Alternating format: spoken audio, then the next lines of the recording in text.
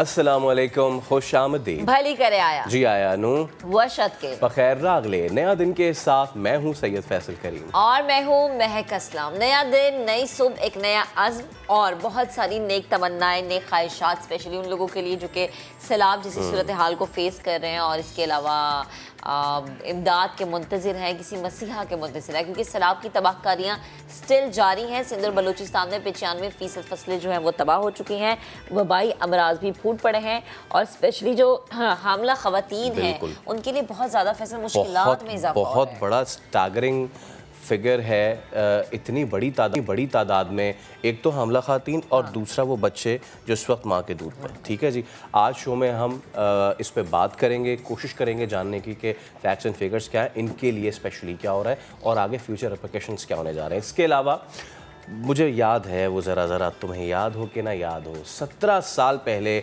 England की team आई थी और बड़ा ज़बरदस्त हमने उनको हराया था और फिर बीच में जो सिचुएशन रही आप सबको पता है। लेकिन आज वो 17 साल का इंतज़ार हो रहा है ख़त्म। गो के ये 16 साल का इंतज़ार भी ख़त्म हो सकता था, लास्ट ईयर आना था, लेकिन फाइनली देर आयद दुरुस्त आयद। पाकिस्तान इंग्लैंड T20 सीरीज़ 20 सितंबर से शुरू होगी। आज इंग्लैंड जो है वो पहुँच जाएगी, प्रेस कॉन्फ्रेंसेस का सिलसिला भी जारी रहेगा, टीम भी अनाउंस होनी है भाईजान। और मैंने देखा था 2005 में यस आई रिमेंबर दैट। अब जो है जनाब कराची का स्टेडियम जो है वो सजेगा, तो प्लीज कराची भी, लाहौर भी। तो मैं यही कहूंगी जितने लोग देख रहे हैं ना कि प्लीज जाएं, मैच देखें, स्टेडियम भरें और हम भी एक दरखास्त और टिकट खरीद लें। नहीं ये दरखास्त। अच्छा ये मैं बता दूं, हमारे बहुत अच्छे स्पोर्ट्स रिपोर्टर हैं हुज़ैफा, उन्होंने कल बड़ी दुखी स्टेटस भी लगाया था अपने कि देखें 250 के टिकट के लिए फ़ोन ना करें, वेबसाइट पे जाएं, टिकट खरीद लें और जाके मैच एंजॉय करें। खरीदी? यस। अच्छा मेरे लिए भी खरीद लें, है ना, मेरे लिए भी खरीदे। हम दोनों संडे वाला मैच देखने हम जा सकते हैं क्योंकि संडे को डन हो गया। ये बर्थडे गिफ्ट होगा आपको। चलें जी। 10 साल की उम्र में 1 करोड़ से ज़्यादा सब्सक्राइबर मूसा तनवीर को जल्द डायमंड बटन का एजाज़ मिलेगा और आई थिंक ये पहले ऐसे पाकिस्तानी, कम उम्र पाकिस्तानी हैं जिन्हें कि डायमंड बटन मिलने वाला है। क्या बात है जी। तो ये कम उम्र यूट्यूबर होंगे जी हमारे साथ होंगे आज ये कम उम्र यूट्यूबर। इनसे आज हम बात करेंगे और जानेंगे कि क्या कंटेंट ये दे रहे हैं कि भाई इनको अब डायमंड बटन मिलने वाला है। अच्छा जी, आगे हमारे पास क्या है? हाँ जी, और इसके अलावा मौसम की हम बात करेंगे, आपको बताएंगे कि किस तरीके से मौसम की ख़राबी जो है वो बहुत ज़्यादा इफ़ेक्ट कर रही है हम लोगों को, और ख़ास तौर पे हम तो शायद जो पक्के घरों में रहने वाले हैं वो तो फिर थोड़ा। फैसल मैं हमेशा एक बात ही कहती हूँ कि देखिए जिन लोगों ने तिनका इकट्ठा करके घर बनाया ना, उस आशियाने के बह जाने का जितना दुख उन्हें है ना, हम वो शायद महसूस भी नहीं कर सकते क्योंकि हम इन पक्की छतों के नीचे बैठे हैं। लेकिन देखें मैं, हर चीज़ का हल है। दुनिया इस वक्त देख रही है कि किस तरीके से अगर मौसम हमें तबाही की जानिब लेके जा रहा है तो हम कैसे उससे फाइट कर रहे हैं। तो आज आपको क्लाइमेट रेजिलियंस भी दिखाएंगे और क्लाइमेट वॉरियर से भी आपको मिलाएंगे। लेकिन सबसे पहले फैसल का फेवरेट टॉपिक क्रिकेट, क्योंकि बरतानवी क्रिकेट टीम पाकिस्तान आ रही है 17 इयर्स के बाद। और ये बड़ा जरूरी था, वो जो भी कुछ अरसे पहले ब्रेकअप हुआ था ना हमारा, वो जो दिल टूटा था हमारा, ये वो वाला ब्रेकअप नहीं है, उसकी रीबॉन्डिंग बहुत जरूरी है क्योंकि पाकिस्तान इंग्लैंड T20 सीरीज जो है वो 20 सितंबर से शुरू होगी। नेशनल स्टेडियम में मेहमान टीम का ड्रेसिंग रूम तैयार कर लिया गया है। वैसे मैं आज सुबह अदील जब कमेंट्री कर रहे थे वो अपने प्रोग्राम में, मैं सोच रही थी, वो सुन रही थी, वो बड़े उससे बता रहे थे कि भाई वॉशरूम भी सारा दोबारा बना है और ड्रेसिंग रूम बड़ा प्यारा बन गया है। बड़े जोश आपने ये भी सुना कि मशीनें भी नहीं आ गई हैं। तो आरामदायक नशिस्तों के साथ एक्सरसाइज जो जितनी भी मशीनें हैं वो ड्रेसिंग रूम में पहुंचा दी गई हैं। T20 सीरीज और वर्ल्ड कप के लिए स्क्वाड का ऐलान भी आज किया जाएगा। वैसे फैसल क्या लग रहा है, कौन इन कौन आउट, क्योंकि आप भी बड़ी एक्सपर्टीज रखते हैं, आप बड़े कमेंट्री करते हैं। ना कोई इन होगा ना कोई आउट होगा, जो आउट होगा उसको कहा जाएगा अरे तो इंजर्ड है। खैर हम अभी से क्यों राज खोलें, पहले पैकेज देख लेते हैं फिर उस पर बात करते हैं। चलें जी, अब ज़रा आगे बढ़ते हैं। हम देख रहे हैं कि आए दिन मौसमियाती तब्दीली से पाकिस्तान के मुख्तलिफ इलाकों को नए नए चैलेंजेस दरपेश हैं, लेकिन कई लोग इन चैलेंजेस का मुकाबला अपने अपने तरीके से कर रहे हैं। केटी बंदर का गांव है सदीक दबलो, जहां पर जब लोगों को पता चला कि सतह समंदर बुलंद हुई है और ये ख़तरात उन्हें लाहक होना शुरू हुए, तो किस तरह से यहाँ के रिहायशी अपना जिनका अमवाश है उसका बंदोबस्त किया, यहाँ के लोगों ने, इस गाँव के लोगों ने किस तरह से अपने आप को सेव किया, क्या क्या उन लोगों ने चीज़ें की। फैसल वहाँ पर गए, फैसल ने रिपोर्ट तैयार की, उन लोगों की तैयारी, उन लोगों का काम, उन लोगों ने आगे किस तरह से इस खतरे को भांप लिया, ये फैसल की रिपोर्ट में आपको दिखाते हैं।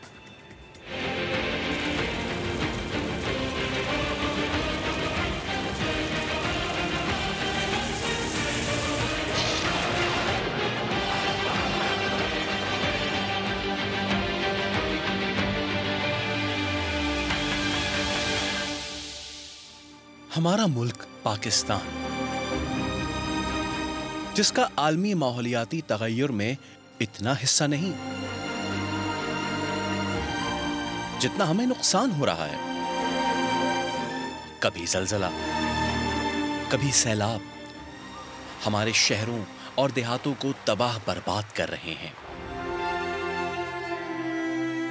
खासकर हमारे क्रीक एरिया मौसमियाती तब्दीली और सी लेवल राइज की वजह से मादूमी के खतरे से दोचार हैं। पूरे इंडस डेल्टा में सारे लोग जो है इसी क्रीक्स एरिया के अंदर ही रहते थे। यहाँ फ्रेश वाटर भी था, यहाँ लोग एग्रीकल्चर भी करते थे और उनके लाइफ स्टॉक भी जो है ना मैंग्रोव्स के ऊपर और उनके एग्रीकल्चर के ऊपर डिपेंडेंट थे। लेकिन जैसे जैसे ये सी लेवल रेज बढ़ना शुरू हुआ, इसके साथ साथ जो है वो लोग माइग्रेट करने लगे इनलैंड साइड्स पे। लेकिन जिंदा कौमों की निशानी ये होती है कि वो इन मसाइल का मुकाबला करते हैं, डट के करते हैं। अभी कुछ लोग हैं जो खुदी को बुलंद इतना करते हैं कि हर तकदीर से पहले खुदा उनसे पूछता है कि बता तेरी रज़ा क्या है। अगर मौसम बदल रहा है तो इस बदलाव से लड़ने वाले कुछ लोग हैं। आइए एक ऐसे ही गांव में आपको लेके चलते हैं। वहां के लोगों ने इस सूरत हाल से जंग लड़ने की ठान ली है।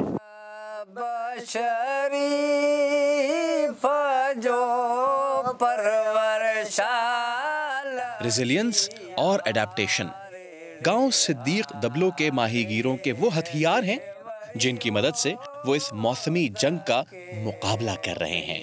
लेकिन ये जंग इतनी आसान नहीं, मसाइल बहुत हैं। इंडस डेल्टा में भी समंदर का लेवल जो है वो बड़ी तेज़ी से आगे बढ़ता जा रहा है। इससे ना सिर्फ एरोजन का फैक्टर बढ़ रहा है बल्कि जो मैंग्रोव लैंड है वो भी समंदर बुर्द होता जा रहा है। कई गांव समंदर बुर्द होने की वजह से मकीन हिजरत कर गए। लेकिन गांव सिद्दीक दबलो के माहीगीरों ने इस मसले का हल कुछ ऐसे निकाला।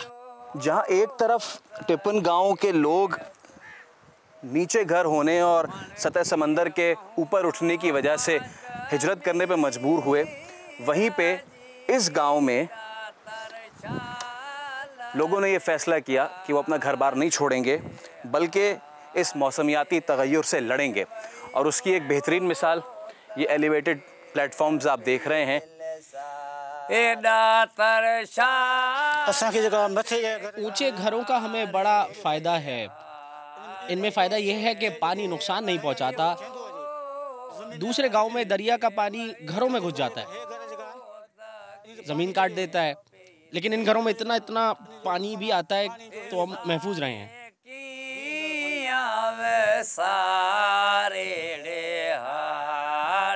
तकरीबन ये 2.5 फीट, बिल्कुल 2.5 फीट के करीब ऊंचा करके इन्होंने घर बनाए हैं।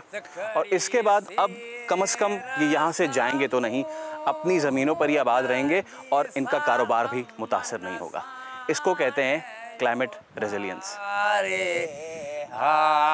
रिहाइश का मसला हल हुआ तो फिर फिक्र माश और खाने पीने की फिक्र ने आ घेरा। तकरीबन 90-95% लाइवलीहुड इन इलाकों का इंडस डेल्टा के माहीगीरी पे, और माहीगीरी इस सी लेवल रेस से बड़ी मुतासिर हो रही है जी।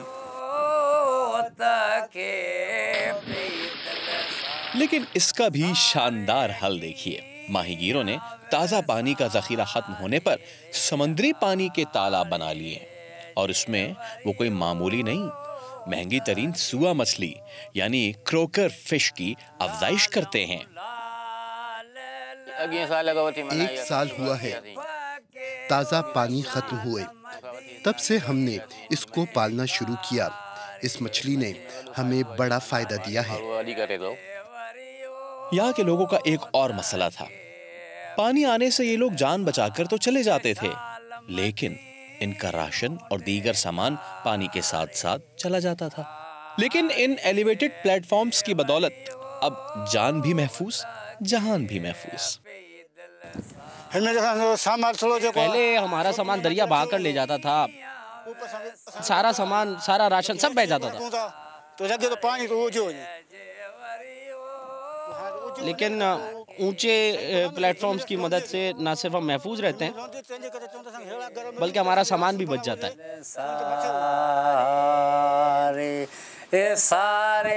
यहाँ अगर समंदर का पानी ऊपर भी आ जाता है हाई टाइड कंडीशन में, तो ये लोग सेफ होते हैं बनिस्बत टिप्पन और दूसरे विलेजेस के। तो ये इन एरियाज़ के लिए भी एडाप्टेशन स्ट्रेटजी है कि ये अपने घरों को जो है ना एलिवेटेड करें। गांव सिद्दीक दबलो के रिहायशियों ने अपना जो रिहाइश का मयार है वो बुलंद कर लिया है, और ये इसीलिए किया है ताकि वो मौसमी तगय्युरात से बच सकें। ये लोग सादा लोग नहीं, मामूली लोग नहीं, ये लोग क्लाइमेट चेंज वॉरियर्स हैं और रेजिस्ट कर रहे हैं मौसम के उन तगय्युरात को जो दीगर गाँव को बुरी तरीके से नुकसान पहुंचा रहे हैं। वहीं इस गांव के लोगों ने फैसला किया है कि अगर मौसम इनके साथ जंग करेगा तो ये भी उसको रेजिस्ट करेंगे। यही है क्लाइमेट चेंज रेजिस्टेंस और यही है सस्टेनेबल डेवलपमेंट, पायदार तरक्की। लालों लाल लतीफ के ओ शाल मदीनों देखा रे। तो देखा आपने किस तरीके से लोग मौसमी तब्दीली का डट के मुकाबला कर रहे हैं। बस अनफॉर्चुनेट बात यह है कि जब हम हुकूमती सतह पे देखते हैं तो वहाँ पे lack of climate change policy जो है वो हमारा मुँह चढ़ा देती है। लाइलमी का इजहार करते हैं, जो कि सबसे ज़्यादा दुख की बात है कि पढ़े लिखे लोग इन कुर्सियों पर बराजमान हैं, और जब लाइलमी का इजहार करते हैं तो मज़ीद दुख होता है कि किस तरह के लोग हैं जो कि हमारे लोगों के सरों पर बैठे हैं। खैर, अब ज़रा आगे बढ़ते हैं। आपको बताएं कि 10 साल की उम्र में 1 करोड़ से ज़ायद सब्सक्राइबर। क्या आपका यूट्यूब चैनल है? लेकिन ना आप 10 साल की हैं और ना आपके 1 करोड़ सब्सक्राइबर हैं, तो ये कौन? ना ही हमारा यूट्यूब चैनल है। पाकिस्तानी यूट्यूबर मूसा तनवीर का बड़ा कारनामा, डायमंड बटन का हकदार जो है वो जनाब इनके हकदार बनने वाले हैं। अच्छा, इनसे हम पूछेंगे भी कि आखिर क्या कंटेंट ये सेल कर रहे हैं। थोड़ा सा दिखा भी देते हैं। पहले दिखाते हैं, फिर मूसा और उनके अब्बा हवासा मौजूद होंगे। तो जनाब ये है यूट्यूब चैनल जो कि मूसा तनवीर रन कर रहे हैं। अच्छा, उनके अब्बा की यकीनन हेल्प होगी जो कि हमने देखा भी, और फिर आपी भी हैं और जमजम भी हैं। अच्छा, ये हम जानेंगे कि आपी और जमजम का क्या किरदार है। लाहौर से मूसा तनवीर का ताल्लुक है, बट अभी आजकल वो दुबई में है, दुबई में रह रहे हैं। आई थिंक अपनी एजुकेशन वहीं से वो हासिल कर रहे हैं। तो मूसा और उनके अब्बा को गुड मॉर्निंग मैं कहूँगी, प्रोग्राम में वेलकम मैं कहूँगी। सबसे पहले मूसा मैं आपसे बात करूँगी, कैसे हैं आप? और डायमंड बटन आपको मिल गया है, बहुत बहुत मुबारक हो। मुझे बताएं कि ये सिलसिला आपने कैसे शुरू किया, कैसा आप महसूस कर रहे हैं, और सबसे ज़्यादा सपोर्ट किसकी रही है? मुझे इतनी खुशी है कि मैं डायमंड प्ले बटन होल्डर हूँ और मेरे 10 मिलियन सब्सक्राइबर्स हो गए हैं सिर्फ 2 साल के अंदर। मुझे तो कभी कभी यकीन नहीं होता कि मैं इतना आगे निकल गया हूँ। हम लोग तो बस ऐसी मज़े में बनाते थे, लेकिन हमें ये नहीं पता था कि हम इतना आगे चले जाएं। और अगर बात आ जाए कि मुझे सपोर्ट ज़्यादा कौन करता है, तो सबसे ज़्यादा मेरे मॉम डैड और मेरी बहन। क्या बात है। अच्छा, मैं ज़रा तनवीर रियाज साहब से भी बात करूं। तनवीर साहब, आपको भी जी बड़ी बड़ी मुबारकबाद। अच्छा, हमने ये देखा कि हमारे जो बच्चे हैं छोटे, वो अक्सर यूट्यूब पे, नाम ले लेता हूँ मैं, डायाना, रोमा और नास्तिया, मेरे ख्याल से यही बड़े, I can relate to that, I have got small nieces and भांजियाँ हैं मेरे, तो वो यही देखते रहते हैं। अच्छा, ये फ़ॉरेन कंटेंट हमारे पास पाकिस्तानी अपना लोकल नहीं था। ये आपने शायद यही विजन था आपका कि आपने ये देखा कि जी इसमें स्पेस है तो ये वाला कंटेंट देना चाहिए? नहीं, ऐसा नहीं है। पहले तो मैं समा का थैंक यू वेरी मच करता हूँ कि उन्होंने आज हमें मौका दिया अपनी बात को प्रेजेंट करने का। और ये चीज़ मैंने देखी, पहले तो बच्चों में देखा कि इनके अंदर एक शौक था कि ये कुछ करें या कुछ वीडियो बनाएं। जब मैंने चैनल्स में देखता था तो ये ख्याल था कि पाकिस्तान में बच्चों के लिए बहुत सारे प्रोग्राम बंद हो चुके थे। तो फिर मैं बच्चों के कंटेंट पे आ गया। अच्छा। और जब बच्चों के कंटेंट पे आया तो मुझे बड़ी सराहा गया मुझे, तो फिर मैंने इसी को कैरी ऑन किया। ज़बरदस्त। अच्छा मूसा, मुझे ये बताएं कि कंटेंट जो है ये डिसाइड कौन करता है? आप करते हैं, अब्बा करते हैं, आपा करती है, या फिर जमजम करती है, या फिर मिलके कर लेते हैं? कोई भी एक टॉपिक रखते हैं फिर कहते हैं कि जनाब अब नेक्स्ट वीडियो हमारी इस पे होगी। हम लोग सारे मिलकर फैमिली वर्क करते हैं। ज़्यादातर जो स्क्रिप्ट लिखते हैं या सोचते हैं, वीडियो बनाते हैं, वो मेरे पापा ही होते हैं। मामा भी कर लेती हैं और कभी कभी मैं भी कंटेंट सोच लेता हूँ कि कल ये बनना चाहिए, ये होना चाहिए। आप ही और जमजम भी सोच लेते हैं कि हमें ये बनानी है। ऐसे करके हम मिल के काम करते हैं। अच्छा मूसा, आपकी किसी वीडियो में मैंने देखा मामा नहीं है, तो मामा क्या कहते हैं? कैमरे के पीछे रहती हैं, कहती हैं अभी कैमरे के सामने नहीं आना। दरअसल बात ये है कि हम लोग ना सारे 4 जो हम कैरेक्टर हैं, आपी, मैं, जमजम और पापा, ये मेनली वीडियोस के अंदर आते हैं। मामा जो है वो कैमरे के बिहाइंड काम करती हैं और वो एडिटिंग का भी। तो अभी भी मामा कैमरे के पीछे ही हैं। हाँ जी। ये आपने अच्छी बात की, और ये जो आपने बात की है ना, और ये तनवीर साहब भी इस पे बड़ा एग्री करेंगे कि शूट से लेके और टॉपिक डिसीजन से लेके सारी चीज़ों की अपनी मेहनत है, लेकिन आखिरी जो मेहनत गिरती है ना वो एडिट पे गिरती है। ये बड़ा मेहनत का काम होता है सर। जी ऐसे ही।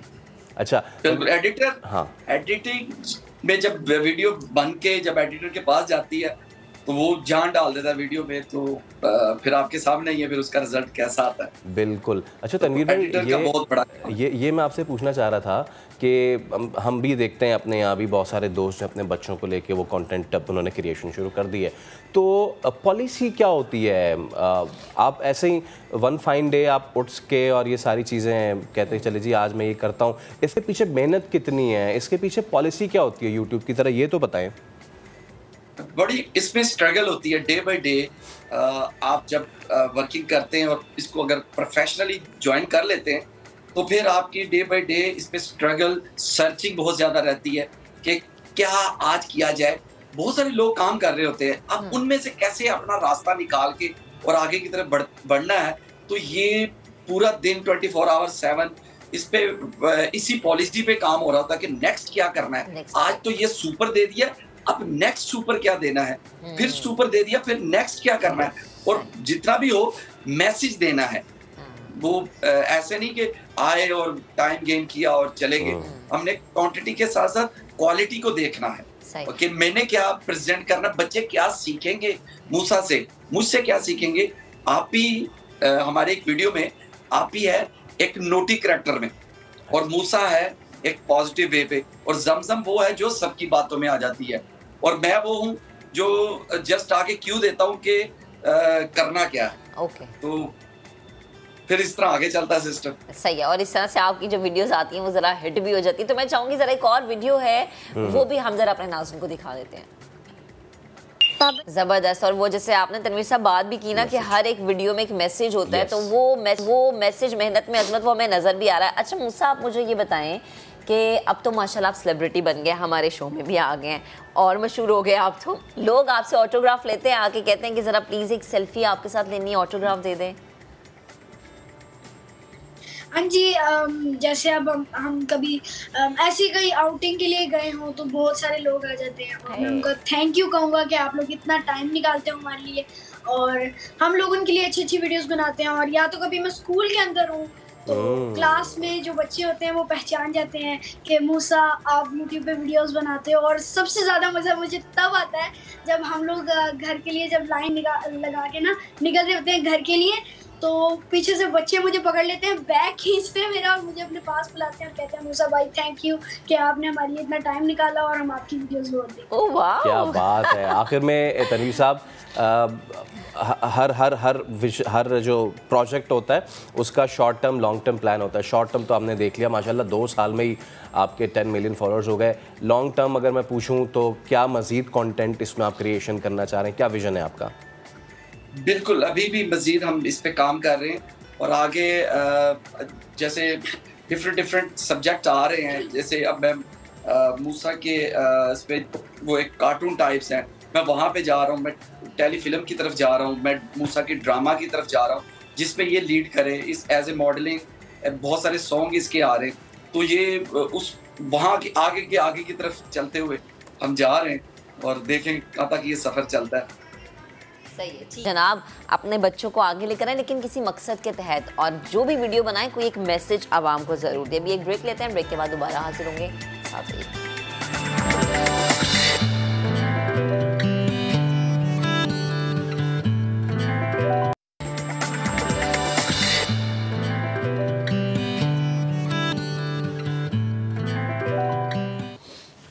नया दिन में आपको एक बार फिर खुशामदीद कहते हैं। हमारे प्लेटफॉर्म से हमने हमेशा कोशिश की है, जब से सैलाब के मामलात आए हैं तो हम अपने लोगों तक, अपने देखने वालों तक, मुख्तलिफ हलकों तक वो मालूमात पहुँचाएँ जो अब तक उन तक नहीं पहुँची है। एक ऐसा ही बड़ा अहम मामला, और वो ये है कि सैलाब में जहाँ कई जानें ज़ाया हुई हैं, अमलाक का नुकसान हुआ है, वहीं पर जो हामला ख़ातीन हैं उनकी मुश्किलात में बहुत इजाफा हो गया महक। और तिबी सहूलियात के फुकदान की वजह से पैदाइश से पहले ही माँ और बच्चे की ज़िंदगियों को ख़तरात लाक है, और दाइयों की भी बहुत ज़्यादा कमी का सामना है।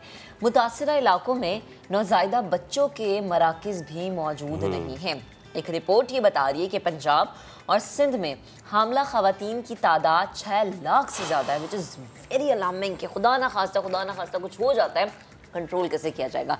पॉपुलेशन काउंसिल की रिपोर्ट ये बताती है कि सिंध में हामला ख़वातीन की तादाद 5,11,000 से ज़्यादा है जिन्हें सहूलियात की ज़रूरत है। डेरा गाजी खान में 50,000, राजनपुर में 32,000 से ज़्यादा हामला ख़वातीन कैंप्स में मुकीम हम हमेशा से ये बात करते थे थर के हवाले से कि जी मेल न्यूट्रिशन की वजह से, ग़िज़ा में कमी की वजह से वहाँ बच्चे जो हैं वो उनकी ग्रोथ में रुकावट हो जाती है।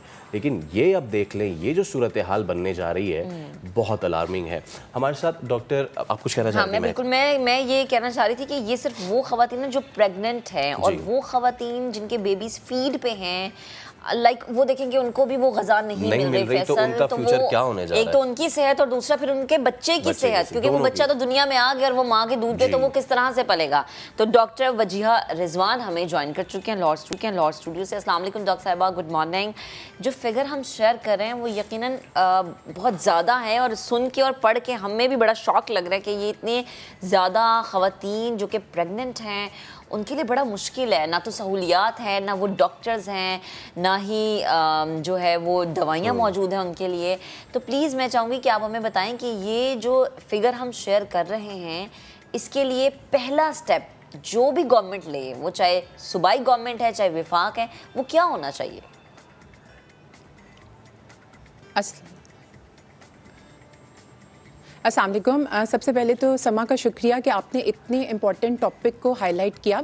अब मैं आपको थोड़ा सा ये बताऊंगी कि अभी हम लोग, वो एक टीम का मैं पार्ट थी, मैंने उस टीम को लीड किया था, जो कि हुकूमत सिंध की तरफ से हुकूमत पंजाब को एक अपील आई थी कि अपने डॉक्टर्स और उनकी टीम्स को वहाँ पे भेजें।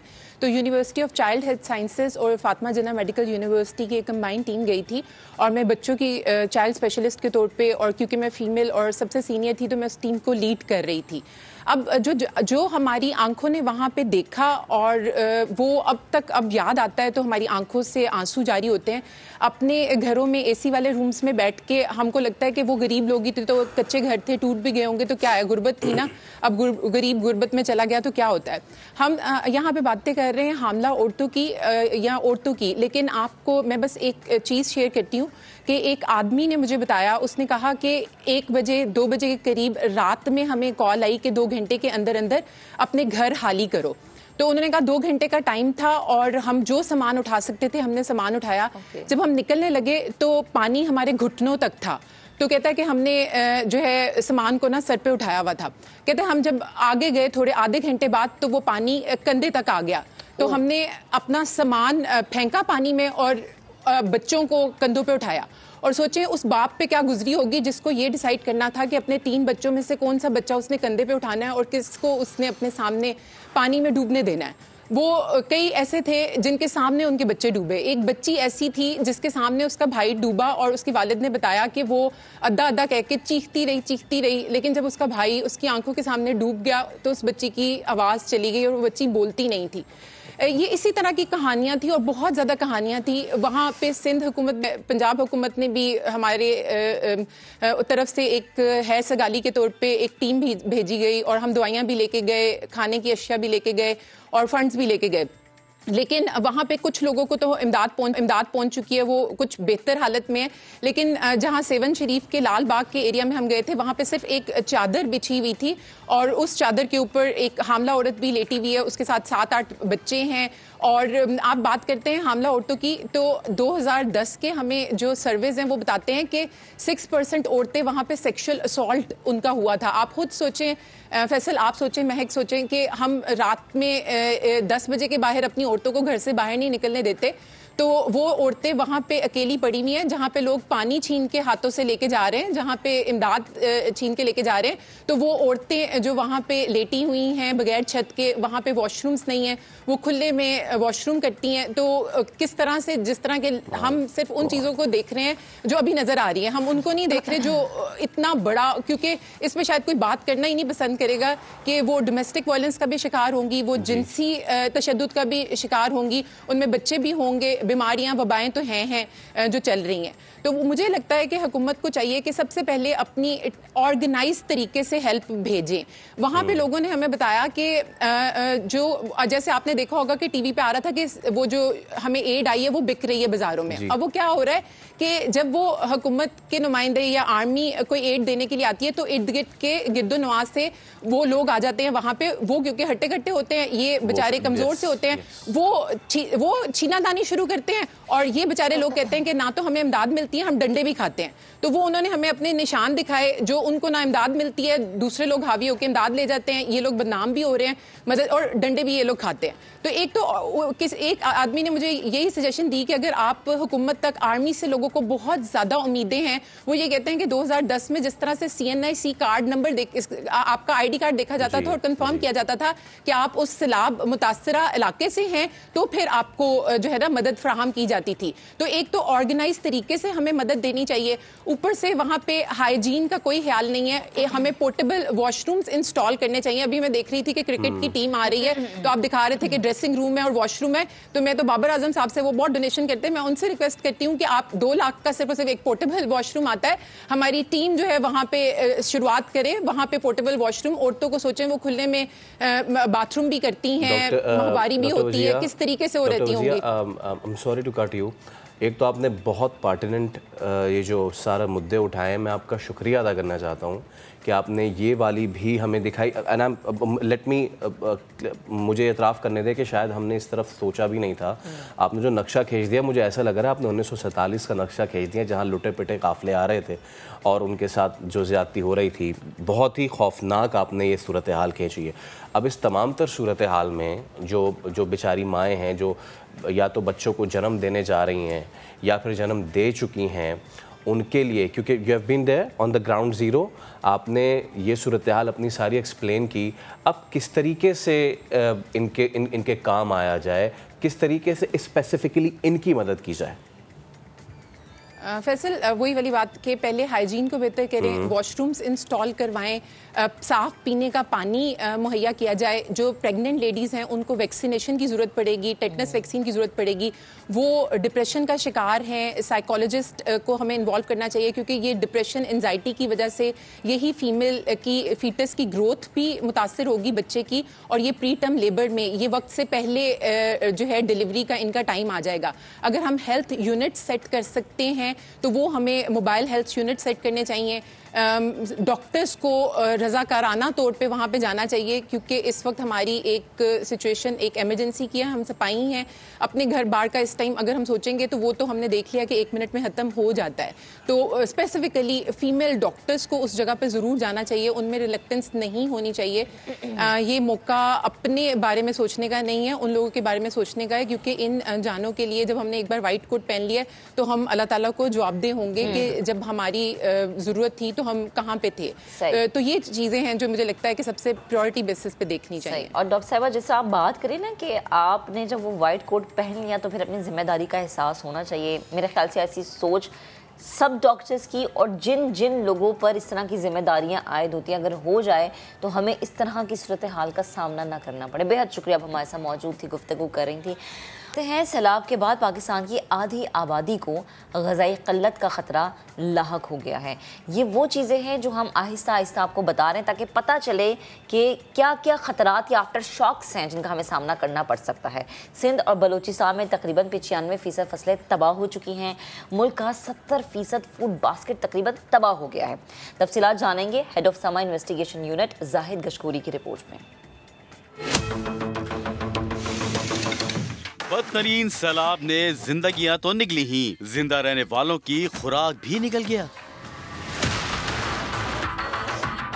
सैलाब से सिंध और बलूचिस्तान में तकरीबन 95% फसलें तबाह हो चुकी। उधर पंजाब और केपी में भी 30% फसलों को नुकसान पहुंचा है। नेशनल फूड सिक्योरिटी और मुतालिका सरकारी इदारों की इब्तिदाई जायजा रिपोर्ट में खबरदार किया गया है कि 70% फूड बास्केट तबाह होने से खुराक की कमी का खतरा है। 4 करोड़ आबादी के लिए खुराक का हुसूल मुश्किल हो सकता है। मुल्क में 14 मिलियन टन खुराक की कमी हो सकती है। सब्जी, फल और अजनास की कीमतें बढ़ती रहेंगी।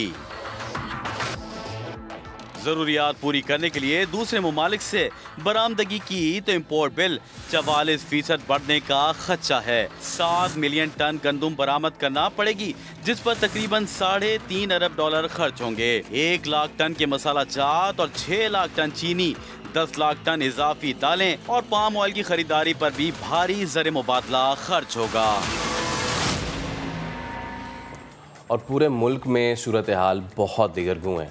बलूचिस्तान के ज़िला नसीराबाद की बात की जाए, यहाँ पर वबाई अमराज फूट पड़े हैं। अस्पतालों में मरीजों के लिए जगह तक जो है वो कम पड़ चुकी है। डॉक्टर एक बिस्तर पर 2-2 मरीजों का इलाज करने पर मजबूर हो गए हैं। तफसीलात अयूब खोसो की रिपोर्ट में दिखाते हैं।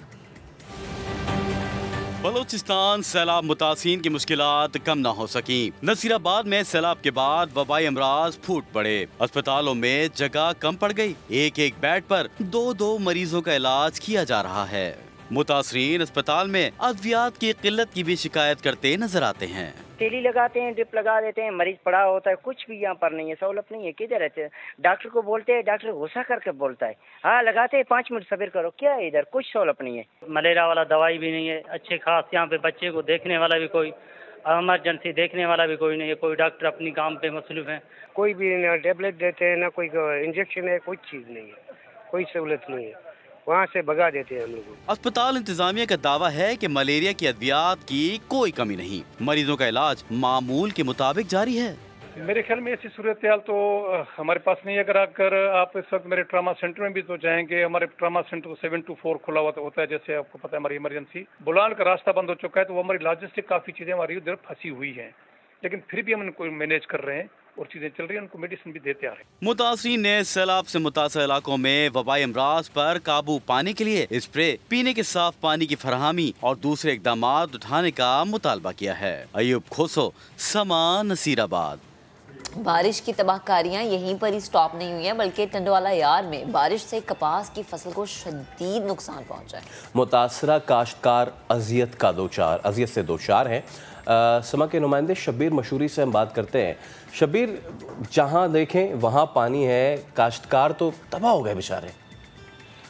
जी बिल्कुल, टंडोला यार में बारिश की तबाहकारियों के बाद अगर हम बात करें कपास की फसल की, तो यकीनन जो है कि जहाँ पर जो है कि लाखों लोग रोडों के ऊपर आ गए, उनके जो है कि घर मुनहदम हो गए, वहीं पर जो है कि कपास की फसल को नुकसान हुआ है। लाखों एकड़ पर जो खड़ी फसल हैं वो मुकम्मल तौर पे तबाह हो चुकी है। यहाँ पर जब हमारे काश्तकारों से बात हुई तो जो फसलें तबाह होने की वजह से काश्तकार की जो कि रीढ़ की हड्डी होते हैं, उनको काफ़ी मुश्किलात का सामना करना पड़ रहा है। जब हमारी लोगों से बात हुई तो उनका यही कहना है कि वो खुले आसमान तले बेयारो मददगार बैठे, उनकी जो है कि अब तक किसी ने मदद नहीं की है, ना ही जो है कि ज़िला इंतज़ामिया की जानिब से कोई इन्हें रिलीफ फराहम किया गया है, ना ही जो है कि यहाँ पर जो कि समाजी तंजीमों की जानिब से या कोई और यानी कि तंजीमें इनकी मदद कर रहे हैं। यहाँ के टंडोला यार के जो मकीन हैं वो बहुत ज़्यादा परेशान दिखाई दे रहे हैं। जबकि जो कि उनसे हमारी जब बात हुई तो उनका ये कहना है कि उनके जो मवेशी थे वो बड़ी तादाद में, यानी कि लाखों में मवेशी थे, वो बड़ी तादाद में एक तो मर रहे हैं, दूसरे यानी कि बीमार हो चुके हैं, मच्छरों की अफजाइश है। यहाँ के मुतासरीन को बहुत ज़्यादा मुश्किलात का सामना करना पड़ रहा है। जी, वबाई अमराज हैं, खुराक की कमी है, माओं को मुश्किलात का सामना है, बच्चे बहुत ज़्यादा जो है वो, और एक और इम्पैक्ट साइकोलॉजिकल इम्पैक्ट, जो बच्चे अपने सामने लाशें देख रहे हैं, तबाहकारी देख रहे हैं, उन पे साइकोलॉजिकल इम्पैक्ट इतना ज़्यादा आ रहा है कि उसकी इंतहा नहीं है। मैं और ये देखें, ये लॉन्ग लास्टिंग है, ये आगे जाके उनकी ज़िंदगी कितनी मुतासर कर सकता है, ये शायद हम सोच भी नहीं सकते। अब एक ब्रेक लेते हैं, ब्रेक के बाद दोबारा हाजिर होंगे, साथ रहिएगा।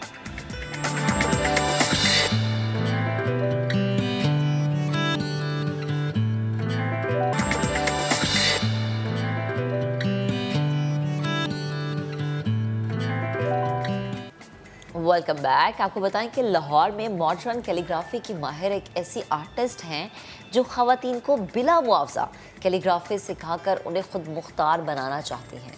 अब कौन है वो, ये जानते हैं आयशा की रिपोर्ट में।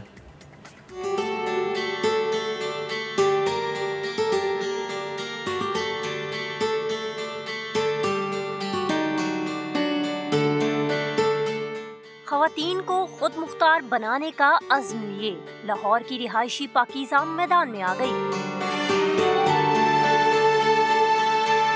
पाकीज़ा न सिर्फ मॉडर्न कैलीग्राफी से खूबसूरत शाहकार बनाती बल्कि ख़वातीन को बिला मुआवजा सिखा भी रही हैं।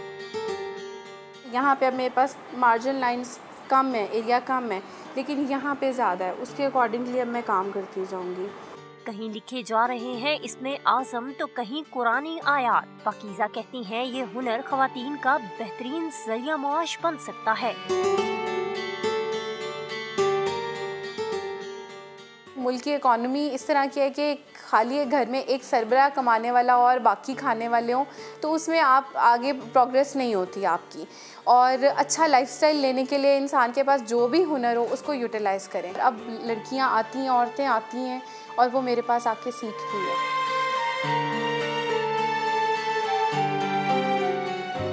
यहाँ हुनर सीखने वाली ख़वातीन में से किसी को घर में रहकर कैलीग्राफी को रोजगार का जरिया बनाना है तो कोई आलमी मुकाबलों में हिस्सा लेकर मुल्क का नाम रोशन करने की ख्वाहिशमंद है। आई विश कि मैं इंटरनेशनल लेवल का कोई कंपटीशन जीतूं कैलीग्राफी का और अपने मुल्क का नाम रोशन करूं। बहुत अच्छे से सीख कर अपना एक स्टूडियो रन करूं, ऑनलाइन फिर सेल करूं और इसको लोगों तक पहुंचाऊं कि कैलीग्राफी कितनी खूबसूरत है, इससे कितना सुकून मिलता है दिल को, जो हमारे उस्ताद ने हमें रूहानी तौर पर भी सिखाया है। कैलीग्राफी आर्टिस्ट का जुनून बनी, फिर पेशा और अब जुनून से पेशे तक के सफर ने पाकीज़ा को उस्ताद बना दिया। पाकीज़ा कैलीग्राफी के इस फन को ख़वातीन में मुंतकिल कर रही हैं, जिसे सीखकर ख़वातीन घर में रहकर ही बाइज़्ज़त रोजगार कमा सकती हैं। कैमरामैन जवाद यहिया के साथ आयशा आता, समा, लाहौर। रिपोर्ट हमने आपको दिखाई। अब कैलीग्राफर पाकीज़ा हमें ज्वाइन कर चुकी है। उनका जो ये सफ़र है मैं कहूँगी एक रोशन चिराग है जिससे न जाने कितने दिए आगे चलेंगे। उन्हें शामिल गुफ्तगू करते हैं। पाकीज़ा, अस्सलाम वालेकुम, गुड मॉर्निंग, बेहद शुक्रिया वक्त देने के लिए। सबसे पहले तो आपको अप्रिशिएट जितना किया जाए उतना कम है। मुझे बताएं कि ये सफ़र आपने कब शुरू किया और क्या सोच थी जिसने आपको इस चीज़ पे मजबूर किया, ये इस चीज़ पर लेकर आई कि पाकीज़ा आपने अब जितनी ख़वातीन को सिखाना है बिला मुआवजा सिखाना है? सफ़र तो बचपन से ही था इनबॉर्न, लेकिन 2014 में उस्ताद गौहर कलम साहब के साथ जब मैंने उनका काम देखा तो वहाँ से हुक कर गया। और जहाँ सिखाने की बात है वहाँ सूर्य रहमान की थेरेपी ने मेरी लाइफ को इनलाइटन किया। तो वहाँ मैंने सोचा कि जो चीज़ मुझे फ़ायदा दे रही है मैं उसको आगे क्यों ना डिलीवर करूँ, और जो रोशनी मुझे सूर्य रहमान की थेरेपी से और इस चीज़ से मिली है मुझे इसको आगे दूसरों तक फैलाना चाहिए। अच्छा, तो ये जो आपने सोचा कि दूसरों तक फैलाना चाहिए, कितने दूसरों तक फैला चुकी हैं, कितने लोगों को आप ये सिखा चुकी हैं? काफ़ी लोग हैं, ऑनलाइन क्लासेस भी होती हैं, फिज़िकली भी होती हैं, वर्कशॉप्स भी होती हैं। किसी न किसी तरीके से जहाँ ऑप्शन मिले, घर में, रिलेटिव्स में, जब भी कोई जो है शौक़ रखता है और पूछता है मैं कोशिश करती हूँ कि उसको डिलीवर कर सकूँ। सही। आप पाकीज़ा अगेन वही बात ना जैसे आप कह रही हैं कि सूरत रहमान की तलावत आपके लिए थेरेपी साबित हुई। हम जितनी भी ऐसी शख्सियात से मिलते हैं जो ऐसा कार्य खैर कर रही होती हैं, यकीनन उनकी ज़िंदगी में एक ऐसा टर्निंग पॉइंट ज़रूर आता है कि जब वो सोचते हैं कि हमने अल्लाह के बंदों के लिए क्या किया है। और जो आप अल्लाह की बंदियों के लिए कर रही हैं ये ऐसा कार्य खैर है जिसकी जितनी तारीफ़ की जाए उतनी कम है, क्योंकि आप उनका मुस्तकबिल संवार रही है। और एक वो औरत जो कि इंडिपेंडेंट हो और ख़ुद मुख्तार इस लिहाज से हो कि उसे किसी के आगे हाथ फैलाना ना पड़े, उसके हाथ में हुनर हो और वो हुनर देने वाली शख्सियत आप हो, तो आप जैसी ख़वातीन की हमारे मुआशरे में बहुत ज़्यादा ज़रूरत है। और मैं ये तो अपने इस प्रोग्राम के प्लेटफॉर्म से कहना चाहूँगी कि जितनी ख़वातीन मुझे सुन रही हैं, देख रही हैं, आप कुछ भी किसी को सिखा सकती हैं। कुकिंग सिखा सकती हैं, किसी को कढ़ाई, सिलाई, पढ़ाना या किसी को कुरान पाक की तालीम देना आप सिखा सकती हैं। तो ये वो चिराग हैं जो कि आपके इस दुनिया से रुखसत हो जाने के बाद भी जलते रहेंगे, रोशनी फैलाते रहेंगे, क्योंकि ये एक से दूसरा दिया जलने का जो सिलसिला है ये उसी वक्त जारी रहता है, उसी वक्त चलता रहता है जब कोई एक शख्स कदम बढ़ाता है, जैसे कि पाकीज़ा ने फैसल कदम बढ़ाया है। और ये देखिए हम मनाजिर भी अपने नाज़रीन को दिखा रहे हैं कि बच्चियाँ, ख़वातीन उनके पास मौजूद हैं और कितनी प्यार से, कितनी मोहब्बत से वो उन्हें ये चीज़ें सिखा रही हैं। इन्होंने भी ये तालीम कहीं हासिल की और फिर पाकीज़ा ने यह कदम उठाया कि ख़वातीन को खुद मुख्तार बनाना है। अच्छा पाकीज़ा, मुझे ये बताएं कि इस वक्त कितनी ऐसी ख़वातीन हैं जिनको आप सिखा रही हैं और कितनी ऐसी ख़वातीन हैं जिनको आप सिखा चुकी हैं और वो अब प्रैक्टिकली जो है इस काम में हमें नज़र भी आ रही हैं और फिर वो सेल भी कर रही हैं, उनके घर का ख़र्चा भी चल रहा है? बेसिकली तो 2 साल से प्रॉपरली जो है क्लासेस हाई लेवल पे, एडवांस लेवल पे दे रही हूँ। उसमें जो मुझसे सीख रहे हैं स्टूडेंट्स वो इसको, यानी मेरे पास जो ब्रिलियंट स्टूडेंट्स हैं उनमें से वो 4 to 5 है। ज़्यादातर मेरे पास हाउसवाइफ और लेडीज़ होती हैं, क्लासेस जो है ख़वातीन के लिए होती हैं। अच्छा। तो हर कोई इसको प्रोफेशनली कैरी नहीं करता, लेकिन उसमें से जो 4 to 5 स्टूडेंट्स मेरे ऐसे हैं जो बहुत ब्रिलियंट जा रहे हैं अल्हम्दुलिल्लाह, और काम जिनका Australia, UK, Saudi Arabia, Dubai, इन सब जगहों पर जा रहा है काम।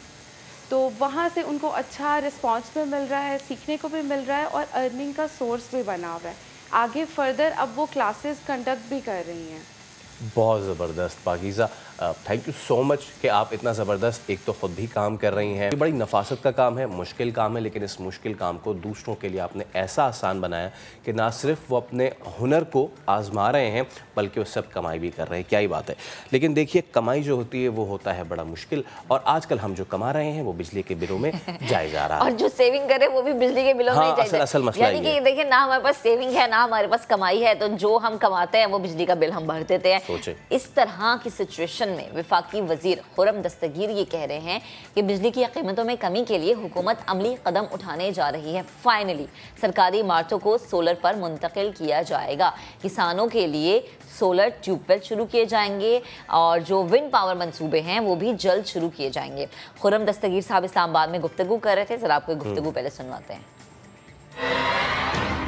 अच्छी खबर ये है कि आज जो बिजली की बहुत होशरुबा और तकलीफ दे कीमत है उसको कम करने की अमली तैयारी जो है उसका आगाज आज से हो रहा है। नए बिजली पैदा करने के कारखाने सिर्फ हमारे जो दाखिली वसाइल हैं उनके ऊपर हम नए कारखाने लगाएंगे। जो पन बिजली है, हाइडल पावर है, दूसरा शमसी तवानाई है जिसका आज हम आगाज करने जा रहे हैं। हमारे पास हवा से पैदा होने वाली बिजली है। इस साल के आगाज से जो 3 किस्म के ईंधन हैं, तेल है, कोयला है और गैस है, तीनों की कीमतों में 3 से 400% इजाफा हुआ है। जो सोलर है या विंड है उसकी कीमत बाकी के मुकाबले में तकरीबन अब 60% कम है।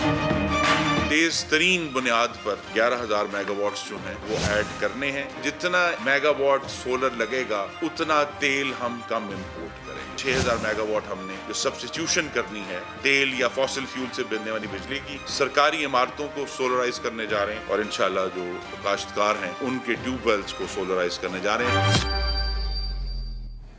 क्या ये कहना चाहिए देर आयत दुरुस्त आयत, या फिर ये भी सिर्फ वादे रह जाएंगे, ये तो नहीं पता। लेकिन हाँ, एक दावा बड़ा ज़बरदस्त आया, तगड़ा। सिंध के वज़ीर तवानाई इम्तियाज़ शेख ने किया ये दावा। कहते हैं कि के इलेक्ट्रिक की इजारादारी 2023 में ख़त्म हो जाएगी और मज़ीद कंपनीज मुसाबिकती नरखों पर बिजली फराहम करने के लिए शामिल होंगी। तो ये एक बड़ा ही ऐसा स्टेटमेंट है कि जिस पे यकीन करना ज़रा मुश्किल हो रहा है हमारे लिए। होना तो ये चाहिए कि एक इकॉनमी में परफेक्ट कंपटीशन का जो रूल होता है, the more the companies, perfect competition का उसूल ज़्यादा होता है। यानी कि जितनी ज़्यादा कंपनीज होंगी उनके दरमियान कंपटीशन होगा और फिर वो उस हिसाब से प्रोवाइड करेंगे। लेकिन इस वक्त जो एक कंपनी सोलो चल रही है तो उस हिसाब से आप देख ही रहे हैं कि उसको कितना फ़ायदा हो रहा है, उसकी शायद किसी की सुनती भी नहीं है। तो खैर, वज़ीर तवानाई सिंध इम्तियाज़ शेख साहब हमारे साथ मौजूद हैं, हम उनसे बात करते हैं। इम्तियाज़ साहब अस्सलाम वालेकुम। एक तो बहुत शुक्रिया कि आप हमसे गुफ्तगू कर रहे हैं। ये जो आपने दावा किया है सर, क्या कराची में बिजली की फराहमी के इलेक्ट्रिक के बगैर मुमकिन है? बिजली की फराहमी के लिए सिंध हुकूमत बाकी किन ऑप्शंस पे गौर कर रही है?